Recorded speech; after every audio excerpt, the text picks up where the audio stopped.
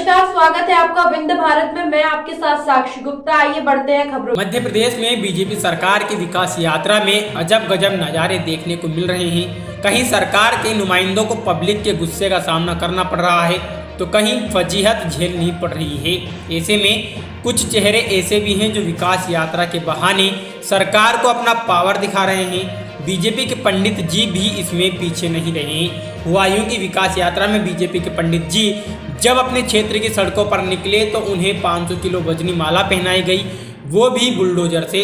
बाकायदा 2 बुलडोजर से माला तानी गई, जिसे पहनने के लिए बीजेपी के पंडित जी को बुलडोजर पर चढ़ना पड़ा, जबकि सरकार बुलडोजर का इस्तेमाल अपराधियों और माफियाओं के अवैध ठिकानों पर ध्वस्त करने के लिए करती है।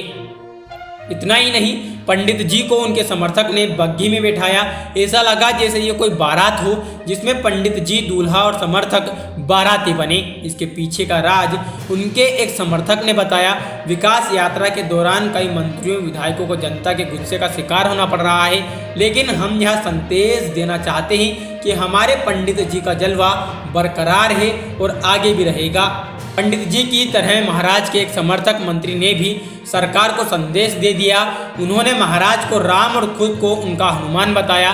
मंत्री जी ने अपने भाषण में कहा कि जिस दिन से आपने भाजपा की कमान संभाली है और मुझे मंत्री का कार्यभार सौंपा है, आज मैं कह सकता हूं कि जो मेरे राम ने मुझे कार्य बताए थे वो समस्त कार्य उनके हनुमान ने करके दिखाए हैं, डंके की चोट पर करके दिखाए हैं।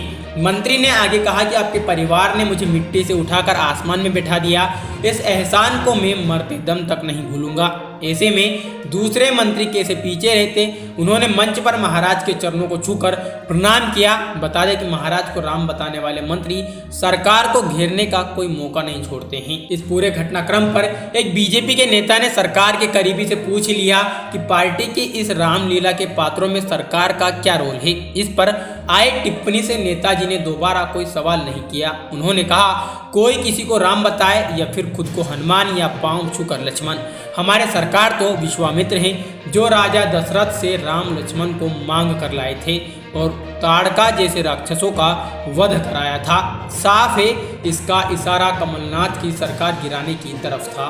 फिलहाल के लिए इतना ही। खबरों का सिलसिला लगातार जारी है, बने रहिए हमारे साथ। नमस्कार।